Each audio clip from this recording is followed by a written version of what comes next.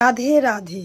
সকল ভক্তময়ী বাবা মা এবং সকল সাধুগুরু বৈষ্ণব এবং গুরুজন এবং পিতামাতা সকলের চরণে প্রণাম জানিয়ে সকলের কাছেই একটি বিশেষ অনুরোধ এবং বিশেষ নিবেদন।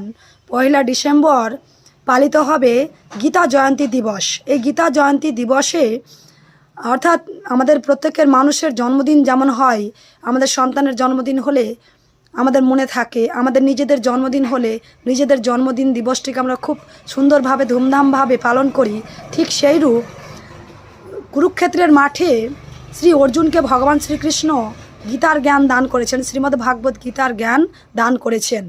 তাই শ্রীমদ্ ভাগবত গীতার জন্মদিন উপলক্ষে 1 ডিসেম্বর সামনে সোমবার গীতা জয়ন্তী দিবস অর্থাৎ গীতার জন্মদিবস, শ্রীমদ্ ভাগবত গীতার জন্মদিবস পালিত হবে। কৃপা করে বিশেষ করে সেই দিনটিকে সকলে স্মরণে রাখুন।